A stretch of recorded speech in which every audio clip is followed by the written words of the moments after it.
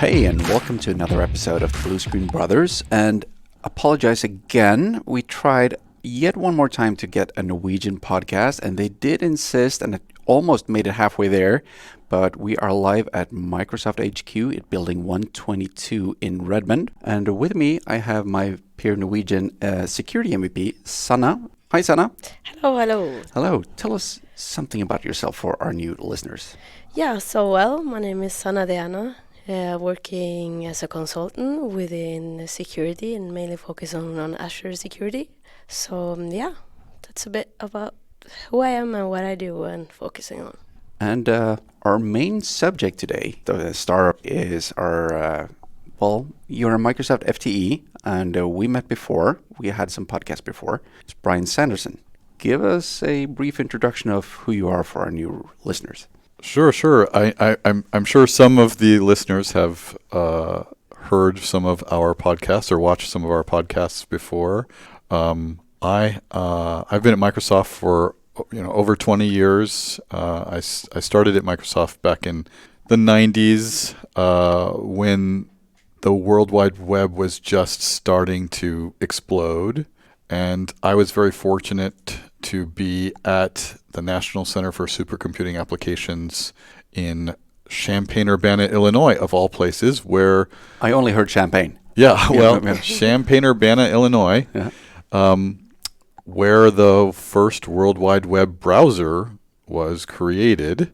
And many of you have heard of the story of Netscape and the folks that left the supercomputing center and formed a company and commercialized the web browser, but you probably haven't heard a lot about the people that stayed behind that actually picked up the pieces and took the code base for what was then NCSA Mosaic and continued it for several years and also helped commercialize it, worked with people like Microsoft, among many other companies, but Microsoft also licensed NCSA Mosaic code back then to start their Internet Explorer browser. And because despite all the jokes, I know Sanna know all the Internet Explorer jokes, right? But despite all the browser jokes, Microsoft did not have a browser until sometime in the add-on of Windows 95. So there were no web browsers in Windows 1, 2, 3, whatever. So it was only at Windows 95. That's right. I think that's there were some interesting projects internally, and that were released in some form. I think Microsoft Word had some HTML editing capabilities really early on. There was a lot of little skunkworks projects and little things going on at Microsoft around the web, but really Windows 95 was sort of the main point where everything just kind of came together and it became part of the operating system. That could be a homework task for Paul Eric to figure out which add-on to Windows 95 had the first browser, first version of Internet Explorer, or maybe could read HTML as a the word browser might be something else, but editing HTML or interpreting HTML, where was the first time that happened? That's an interesting thing because that would be fascinating. You could browse the web via command line. It would look horrible, but you could. We used to have Gopher. I don't know. We're really aging this conversation. I'm looking at Sanna, and she's like, "What are all these things?" I wasn't even born back then. No, it was before my time. Definitely. But I think what's interesting to talk about is, when I jumped onto the NCSA Mosaic project and dove into the code, I was a developer at the time, and I was really learning about writing code in C and C++. And one of the first things I did with the browser is I went in and redid the memory management, because a lot of people didn't realize that when you allocate memory when you're developing, it takes a lot of time, and your performance is going to go down. So one of the things I really am most proud of about what I did when I took the code over was to make it way more performant by managing memory better than the previous folks who had written the code. And today I think about, I've been getting back more into coding, which is a little bit of a surprise to me because it's been some years since I've been a developer. I've been in sales now and working on sales enablement in Surface and now with cloud endpoints that are in Windows 365 and Intune Suite and Intune. Quite a ways away from developing code.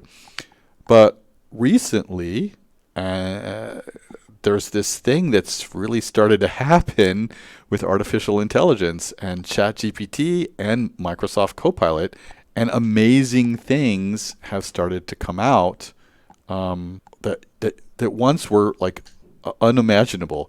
Me going back to writing code is one of those things. Like I didn't ever think I would get back into it. When I was learning to write code, I was learning C and C++, maybe a little bit of C# before I stopped programming. So I feel like a little bit of jealousy of the people that are learning to code now with JavaScript and Python and all these new languages. And it's quite funny that you're looking at Sanna and at me when you say that you're jealous of the new people. Yes, yes. But what's interesting to me, I mean, among many things, I've been using Copilot now for quite a while. I mean, not that long, really. I mean, the last time I think that we talked in a podcast from Oslo, AI wasn't even on our brains. I don't think we even said the word AI in our conversation. I think we were starting to debate if it was too soon to cut support for Windows 10. Yeah, exactly. So, wow, so much has happened in such a short amount of time. It feels like it's at least a generation ago since you did not speak and talk about AI. And seeing that Sanna is still here, so did they talk about anything else at school, or was it just AI? No, it was not. Just AI, right. No, so the AI revolution have really, first of all, I think it's fair to say that AI is not something new. Anyone who worked in the computer science industry or programming industry know that. So the Turing machine was a very analog way of kind of crunch numbers and do things manually. You could argue that it is intelligence because it does a specific task very well, but one of the very first computers that was ever made with a objective programming language was with Josef Weissenbaum back in the 60s, where he created this program on ELIZA, the doctor program, where you had this very small display, almost the size of a smartphone these days, and you could type to the computer and the computer would respond with a prompt. A lot of people thought that was intelligence, so the American Psychology Association thought that this would revolutionize the psychotherapy in the market in the U.S. But Weissenbaum, frustrated and tore in his head, he's like, this is just an array of responses that is available, and it looks for keywords. So for more than, well, it's got to be 60 years then. So 60 years we had some sort of intelligence. But what's new is the large language model. And you've been playing around with this, Sanna, the ChatGPT, the DALL-E, creating images. And what's your experience now? Oh, first of all, I have to say, it's commercialized, so everyone can use it. It's so great and easy to access and to use. And you just using your natural language and punch it in, and then it does everything for you, whether it's creating images, if it's creating text, if it is also in the space of coding as well. You can get generated code for whatever you want to do and create programs and also when we talk about a bit of the security part, you can also write exploits. You could also actually do look into to the code if you have any vulnerabilities and stuff. So it's amazing to see just the last 2 years, everything's been happening in this space and how easy it's become, and especially with the co-pilots that we see from Microsoft now, it's just we're going into different ball games when it comes to what we do, how we work, and so I would say. Yeah, you mentioned security aspect, and I find this very interesting because when you start debating on any subject, there are people that are pro or they're con. Do you want iPads in classrooms? Are there too much iPad in classrooms? Should they read books, paper book? And a lot of people think that AI is a scary thing. And I say that just as a knife or a shotgun, it's either a tool or a weapon, the same as AI.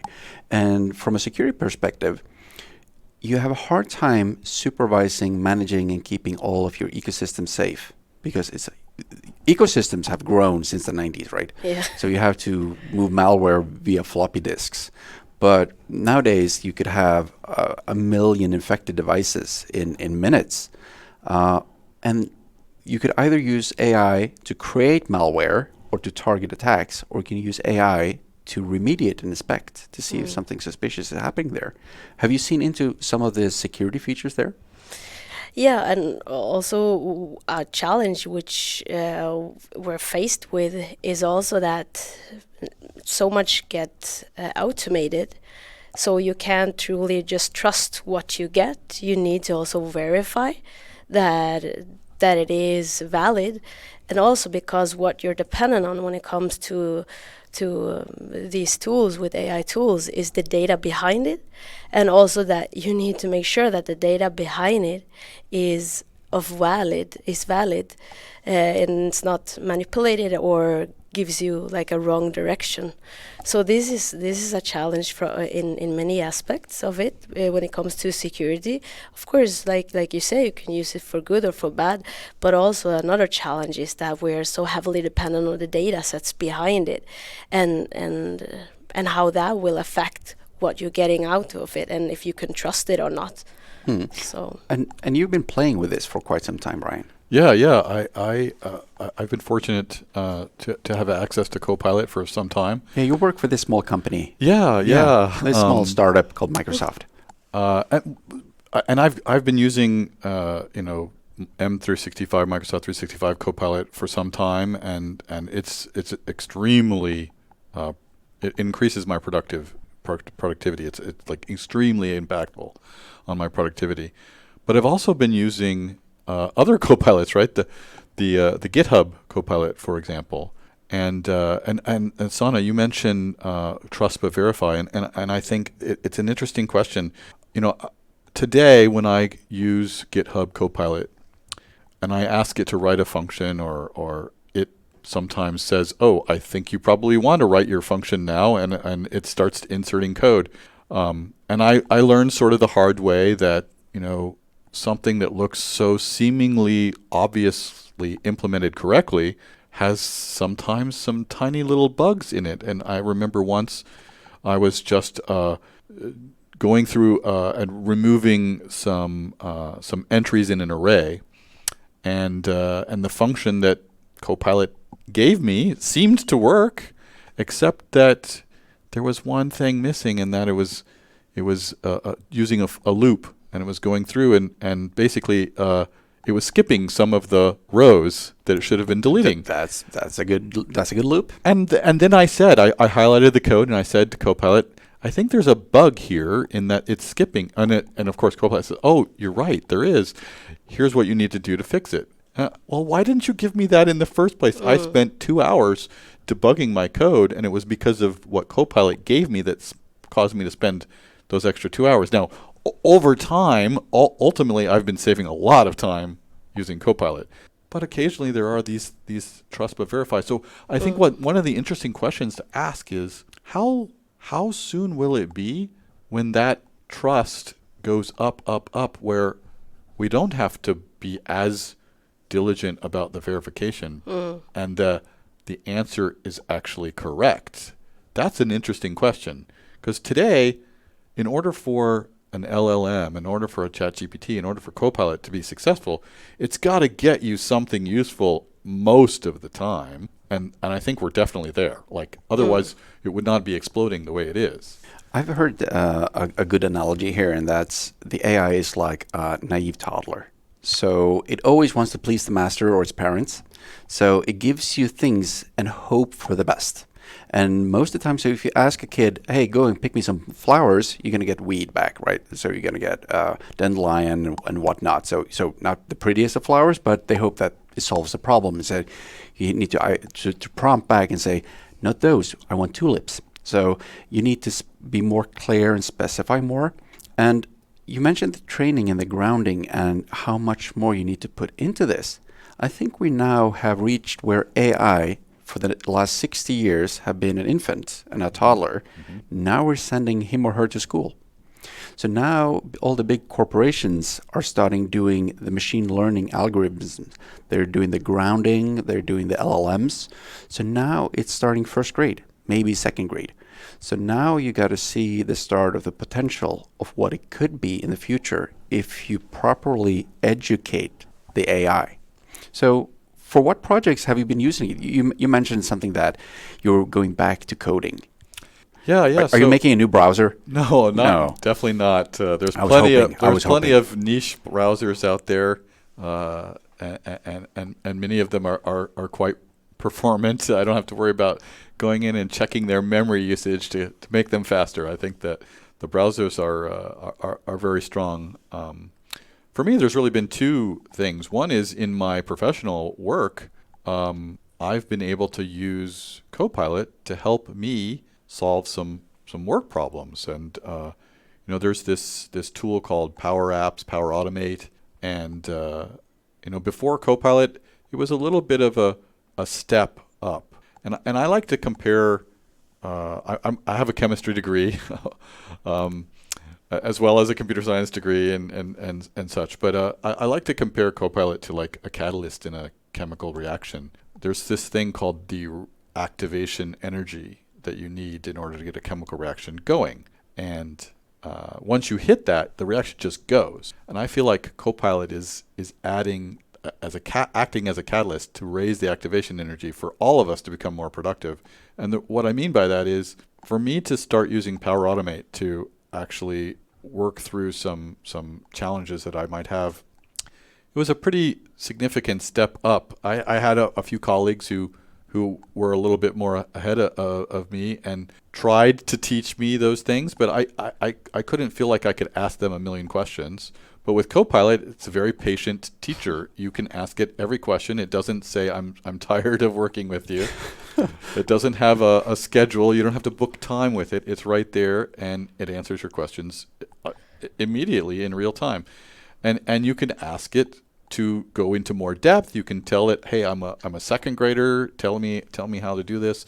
Give me a step-by-step. There's all sorts of different things. And Copilot really helped launch my Power Automate scripting, and once I was able to get going, I was able to solve a number of things in my team and working in sales enablement that I wouldn't have been able to do without it. It's super interesting because there's like a couple of years ago there was this buzzword that was floating around. It was no code, low code.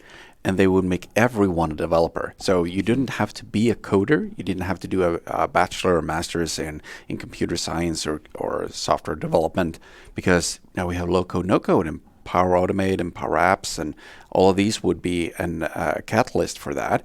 But now you have what smartphone did for people, turning everyone into Andy Warhol or Steven Spielberg, because now everyone can take a good photo. Now everyone can make a good movie.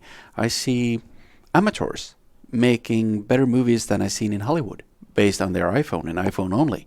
And now Copilot is making everyone a developer. And if you combine the GitHub Copilot with the Power Automate, you really don't need any code skills, do you? I hesitate to say, because I feel like there is still a little bit of understanding that you need today. I think it gets back to the question, how far are we from being able to just ask Copilot to write something and then it asks us a few clarifying questions and outputs what we wanted in the first place? And I'm going off on a tangent here again, but there used to be a time not too long ago when people said, oh, the prompt engineers, that's the new job. The job of the future is to be a prompt engineer and to be able to engineer how you write and interact with ChatGPT. And I think that's crazy. I think the ChatGPT is going to get faster and better and more able to understand our intent and perhaps even ask us questions to clarify, where we won't need a prompt engineer as a job. Today, yes, you kind of gotta It's going to be a short-lived education, that one. Yeah, you get a master's in prompt engineering, all right, you're obsolete. Yeah. You're going to be obsolete pretty quickly, because I think the AI is going to catch up, and it's going to be able to. So today, right now, I think in order to use Copilot, it's really sort of like the calculator was in school when I was in school. It was an assistant. It helped take some of the hard problems out of my chemistry and my physics courses, or even the repetitive tasks. And the repetitive tasks. So the hard ones are the repetitive ones. But I think in the not too distant future, it's probably not that far away. I figure AI is today where the internet was in the 90s, when I just taking that back to the web browser days, where we were in the 90s, which exploded the .com era. I think we're really in that era now for AI, and it's just going to explode. I think we're going to be able to say, I need a Power Automate script that does exactly this, and the AI will be able to give you that. We talked a bit about that in the car over here, Sanna. We mentioned that each decade have kind of in a technology manner, have been one revolutionary thing, at least since the 90s, but even maybe before that. But in the 90s, you could always argue that it was Windows, but it was really the web. So you get access to the web. And it did take some time, but in the 2000s, you got the smartphone. So you got portable computers, not laptops. You got portable computer. You could always argue that laptops were also adopted during the mid-2000s. And then you had the 2010s where it was all about the cloud. And it feels like it was it is a decade ago. But the talk about the cloud was so massive, and now we take it for granted. Is AI the thing of the 2020s? And if so, what's going to be the 2030s? The prompt engineers is probably not the answer. No, I don't think so. But is AI going to automate all of this for us, Brian? Do you see any way out of that? I hesitate to try to guess, just because I'm so blown away by where we are today in such a short amount of time. Where, yes, you're right. AI has been for a long time something. I mean, I took courses on artificial intelligence, but the LLM and frankly, it's worth talking about. Like the people that write LLMs don't really understand how it works. They don't know what is actually happening. It's almost like the chestnut they say about the brain. If the brain was so simple we could understand it, it would be so simple that we couldn't. So I think LLM is the same way. It's so huge, and there's so many modules, and it's starting to interact with itself in ways we don't really fully understand. And for those who are trying to grasp that part a bit more, I'll see if we can peer pressure Donna Sarkar to get into one of our podcasts to explain the LLM, because that's what she does at Microsoft. So that's the LLM module. But there's a lot of interesting thing going there. But for what purpose do you use now? So let's say you work with the browser memory optimization. You used it for work for a Power Automate script.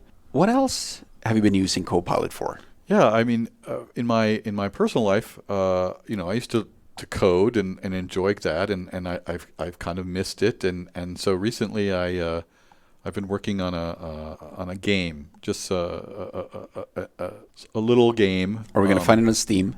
Probably not. Probably not. It's mostly just a personal endeavor, but I've really enjoyed going back and learning Python and learning JavaScript through Copilot, because I know I'm a developer by intuition, but I don't know the syntax for Python, or I didn't know the syntax for a lot of JavaScript. I knew syntax from when I was in school, but Copilot makes that transition so much easier. And to me, what's just the little the explosion of light bulbs in my head is when I'm working on a bit of code and Copilot has a little chat. There's a number of different ways you can access it, but there's a little chat say, I need a function that does this. And bam, it writes the code, and that to me is just mind-boggling. But you got a new calculator, because writing all these functions, so let's say you want to do something and all the setters and getters and all the static things, you've already written it 1,000 times. So why do you want to do it again for 100 different times? Just the same thing, repetitive tasks. So you've now got a calculator helping you offload those repetitive tasks. Yeah. And last night I was writing some code, and I got to a number of if, then, else kinds of statements that were going to need to be repetitive. And Copilot figured out pretty quickly what I was doing. And within a few seconds, it just said, oh, here, I think I know what you're doing. And it gave me the repetitiveness, the repeated parts of what I needed to do. And I just had to hit tab and accept what it did. Of course, I verify what it does now, because I do not always trust everything that it spits out. You really got zero trust in your meaning here. Verify explicitly. Yes. So Yes. we could even add Copilot or coding Copilot as zero trust. Don't trust the Copilot. Verify explicitly. And that goes for anybody who's listening, who's like ChatGPT in general. Any large language model today, certainly, and you know. We've not touched on politics. I don't want to touch on politics, but you know, elections and social social things. You know, AI has the potential to disrupt, and it's a little bit scary without going into too much of the scary parts. Oh, let's go into this. No, we're not going to go there. No, it's a deep dark hole to go into. But you know, you still need to verify the things that you're getting from any of your AI models. They're still based on human input, and human input is fallible. There is lots of stuff out there. I was recently using Copilot to convert some VBA scripts, part of my macros in Excel, because I needed to move them to OfficeScript. And Copilot was really happy to convert my VBA scripts, my macros, into Office TypeScript. I need to get you some drugs. You don't do macros anymore. That's definitely Exactly, sure. Yeah, exactly. ibuprofen good enough? Yeah, all right. But you know what it spit out, it hallucinated. It invented functions that don't exist, and part of that is because it was trained on multiple different versions of TypeScript and OfficeScript, and maybe it saw at some point that there was this function that existed. But the bottom line is trust but verify, and I think for the foreseeable future we're going to need to be doing a lot of verification. But I do still think that over time we will get to a point where the verification part is less drudgery, because today it's kind of drudgery. You have to verify it. You can't just believe what you're told. But I think over time the verification step will not be as necessary as we train better and better to get better output. I think that is something that I believe Sanna can feel related to this as well, because getting on board on something new, you could say that you used to study and program in C and C#, etc. There is not that many developments that are being written in those languages. But if you are introduced to a program that you need to fix, or you're getting into a project, or if you're getting into some area of the social aspect that you have no idea of, like, do you want a 20 amp or a 30 amp socket in your wall? How should I know? You could ask and get input from the GPT, that it helps you bring you up to speed on the stuff you should know, but you really don't have any groundworks for doing it. And have you ever used Copilot or ChatGPT to kind of, what is this, Sanna? Yeah, and also just to add on a bit with the security part of it, where you have to verify and go back and forth. It's also that what you're getting out if you don't have the knowledge around it and how it can affect your code or the system where you want to run it, if you don't have that knowledge as of today, then you can't just go blind out with that. So you're in need for using this. You're also in need in the broader picture. But going forward, that is really like interesting, because then you don't need that background information or that that knowledge, because the ChatGPT or the co-pilots will have that for you and be based on like a broader perspective, and not as much as the biases that we encounter today in the co-pilots or other It's quite interesting to see they talk a lot about fairness, inclusiveness, and non-biased and everything, but that often turns out that it make it hard to replicate the truth a couple of years ago. So if you tell Copilot to create an image or create a story of parts of our history, like the Crusades and the medieval ages, or you talk about building the pyramids, create me a picture of someone creating the pyramids, first of all, they all have laptops, so that's highly inaccurate.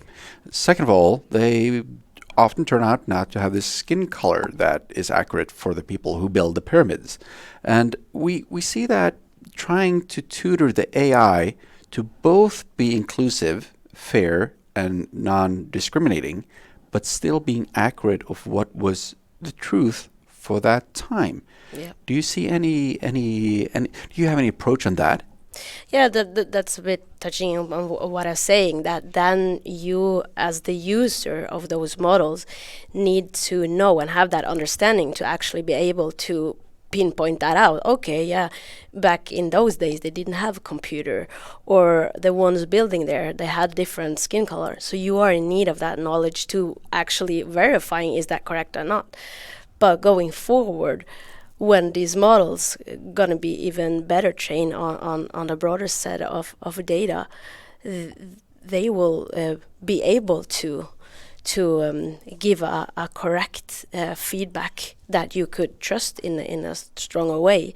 But here also is the challenge that the data that you're feeding it in, you also need to make sure that that data is correct. Because if that data is not correct, what you will be prompted back again will be based on wrong data from the first place. So We're still talking about that toddler at school, right? exactly. Yeah, you give them the wrong idea in, and they're going to get out of school with the wrong idea out. Yeah. So I think the groundwork here is the key takeaway. But I think we're on time. I see some people are trying to get the room from us, and they're getting out. But is there anything that we would like our listeners to take an extra deep dive on when it comes to development? Is there any tip you would like to give them, Brian? Wow, there's so much to leave on. I mean, I think if you haven't explored ChatGPT and large language models, if you haven't explored Microsoft Copilot, which is very accessible, you just go to bing.com and there's the Copilot button. If you haven't yet explored those, I really strongly recommend that you do go play around with this. This is where the world is going, very fast, very rapidly. From all sorts of different corners of the world. I'm in a genealogy group on Facebook, for example. My dad is very much interested in looking at family history, and the amazing things that large language models have brought to that community, the community of people that are looking at history and looking at family connections. It's amazing. Today, when you try to, a lot of that genealogy is reading handwritten notes. They didn't have computers back then to keep everything nice and clean. No one's able to read my handwritten notes. That's for sure. But there are AI models that probably can, and Yep. It's really amazing how far that those communities are making a place where you would never expect artificial intelligence to have an impact, but really it does. It has a huge impact, and I would challenge anybody who's listening that it's going to have an impact on everybody. It's all around. It's pervasive. It's going to have an impact, and I think a positive impact in most cases. Maybe we should challenge our listeners to write a comment on what community or society or aspect of their life have been affected by AI, just like you said on genealogy, because that was something that was out of the world for me until you brought it up. So what is being affected? We all know photography, video editing, but what other aspects of life have been altered? Yeah, I look forward to reading people's comments because Yeah. I'm sure we'll all learn something. It's amazing. Yeah. All right. So thank you so much, everyone, for listening in. And of course, thank you so much for, again, taking the time to chat with us, Brian. I really appreciate it. So thank you so much for listening.